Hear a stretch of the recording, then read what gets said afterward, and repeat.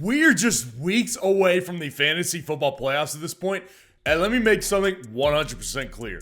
If your trade deadline has not passed by now, you are looking for the most specific trades possible at this point, because you're not convincing your league mates that AJ Brown is going to be worth someone like Drake London at this point. It's just not going to happen. I've been playing fantasy football for over a decade now, and what I've realized over that time is that fantasy football really should be broken down into 4 quarters of the season, because the majority of players, unless you're in the elite category, and even some of those guys, have tiers and groups that their season can be broken up into and when they're most valuable.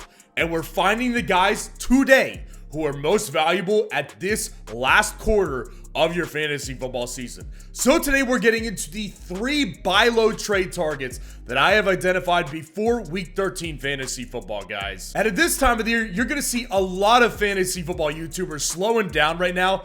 That's not how I roll. We're trying to win fantasy championships over here, and I want to do the best I can to help you guys. So please go down there, drop a like on this video, and subscribe to the channel to show your support. Let's go ahead and just dive right into these guys right now. So the first guy I've got up here is someone that, as I mentioned earlier, the season is broken into quarters.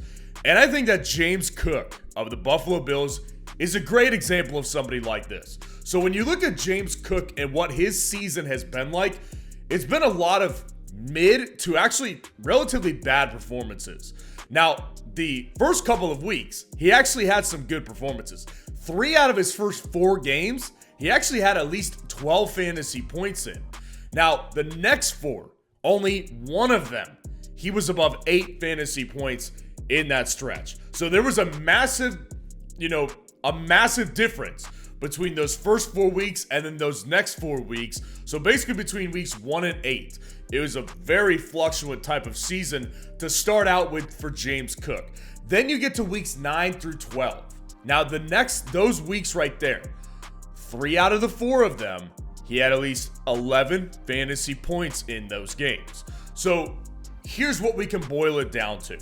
His workload has been unstable all year long. He's gotten anywhere from 5 carries to 17 to 18 carries. And every week, it seemed like it was a just totally new bag and just a new whole set of expectations that we needed to establish constantly for James Cook throughout the season. Now, what you'll also see when you study James Cook's season is he only had 1 20-touch game until week 11 of the fantasy football season. Now, the past 2 weeks, he's actually had 20-plus opportunities. So what also happened during that time frame before week 11? Now, they had Ken Dorsey. Ken Dorsey was the offensive coordinator for the Buffalo Bills during that time. Before week 11, Ken Dorsey was fired. That has made a huge difference, and the team is finding consistency running the ball. And when you look at it objectively, James Cook is arguably Buffalo's second best weapon behind Stephon Diggs. Some weeks you could say it's Gabe Davis, right? And I wouldn't argue with you on that. You could even say at this point, why isn't it Dalton Kincaid? Again, I'm not going to argue with you on that. But you can't argue with me that James Cook absolutely might be that second best option. None of those guys are consistent. They all have their own individual good games. Now, here's what's upcoming for James Cook. He's got a bye week in week 13. So if you're one of those teams that you are literally on the fringe, fighting and clawing your way into the playoffs as we speak, James Cook may not be the trade target for you. But again, I'm actually not going to rule out that he actually might be a very good option for you.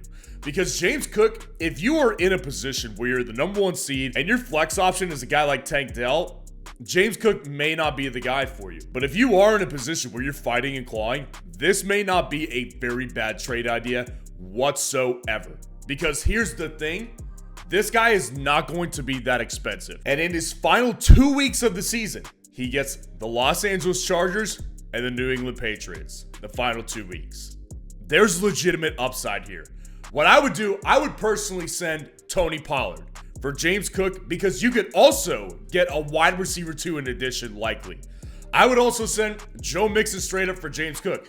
Because here's the thing, guys. The reality is you're really not going to have to give up that much. And especially if you could do a Pollard package deal where you could get more in addition to James Cook, this guy could be a very high upside playoff flex option for your fantasy football playoffs.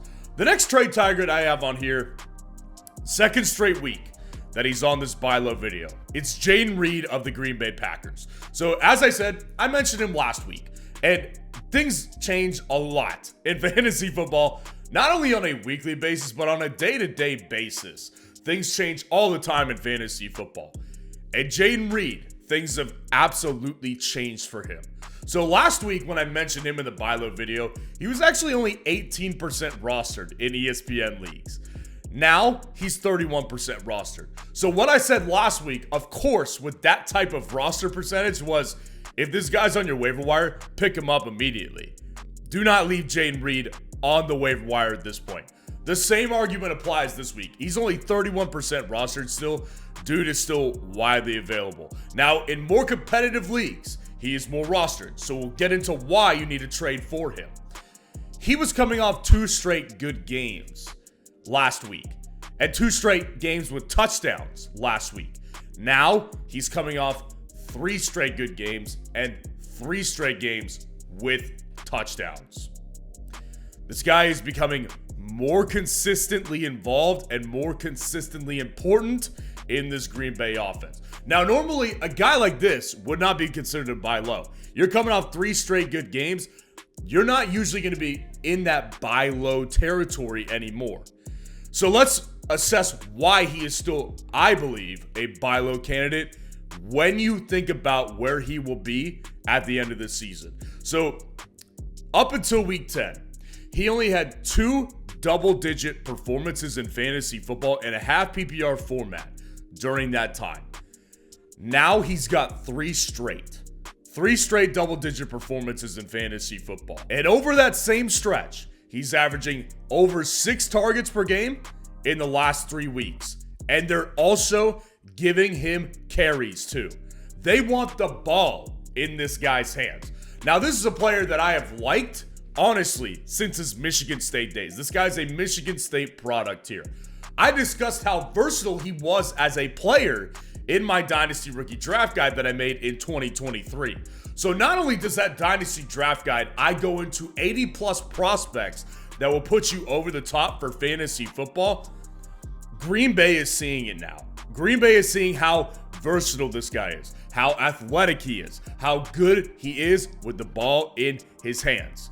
He is one of, if not their best weapon, period, on this offense at this point. And by the way, Jordan Love is actually starting to play really good football right now. What I would do personally, when you look at fantasy finishes right now, Jaden Reed is a top 30 wide receiver in fantasy football. I would send Terry McLaurin for Jaden Reed straight up. I think that's a deal you could get done. And honestly, wouldn't be surprised if you can get more, since this guy is under 50% rostered, and you can make the argument that this guy's just a flash in the pan. I think you could get more in addition to Jaden Reed for Terry McLaurin. I would also do Amari Cooper for Jaden Reed, because that's a deal you can get a running back too as well. Maybe a guy like James Cook you could get in that deal as well. Because here's the thing, Jaden Reed, if you have the stones to play this guy in your fantasy playoffs, this guy could be a great upside at the flex position in your fantasy football playoffs. The last guy on this list right here, it's DeAndre Swift of the Philadelphia Eagles. So here's the thing about DeAndre Swift in fantasy football. This is not someone that you look at and you're thinking, this guy's a bad player. Like, he hasn't honestly had a bad game all season. At least not since week 1. He had a very hot start in week 2 fantasy football after 2 touches that he had in week 1. Remember that week when it was Kenneth Gainwell? Yeah, that was the last time it's been Kenneth Gainwell as that starter. But when you look at his game logs since then, he's mostly been a mid player. Mostly mid. Now again, he hasn't had a bad game since week 1. That was his first and last bad game of the entire fantasy football season. And that's one of the main reasons that he's the running back 7 right now in half PPR formats. He just doesn't have many bad games. Here's the thing about DeAndre Swift, though. What I've seen throughout the past couple of weeks, specifically, is that I have a lot of people in my audience that are concerned about DeAndre Swift's schedule. And I can understand these next couple of weeks he's got coming up. These next couple of weeks, he's got San Francisco, and then he has Dallas in weeks 13 and 14. Those are not easy opponents whatsoever. Now, me personally, I do not consider DeAndre Swift to be in the category of fantasy players who are dependent on a schedule and who they are facing in their matchups here. This guy put up 17 points basically against the Kansas City Chiefs just a couple of weeks ago. This guy's a really, really good player. If you do consider him to be in that tier of guys who are dependent on matchups, you're going to love his playoff schedule. His playoff schedule, week 15, he goes to Seattle to take on the Seahawks. They've been really faltering defensively lately. Then he plays the New York Giants at home. That's a money matchup right there. And then he plays the Arizona Cardinals in the championship game. This guy has one of the elite schedules in the fantasy football playoffs here. This guy could easily be a top 3 running back in the fantasy football playoffs. That's not a lie. He's already the running back 7 right now in fantasy football. With that kind of schedule, he could easily be a top 3 running back in the fantasy football playoffs. I would personally, and here's the thing, when you're making this type of trade, you're not going to be able to send Drake London or, someone like a Devin Singletary for DeAndre Swift. You're not going to be able to do that. What you could do is you could send Brian Robinson for DeAndre Swift. One spot above him in the fantasy finishes this year. You could send Breece Hall for DeAndre Swift.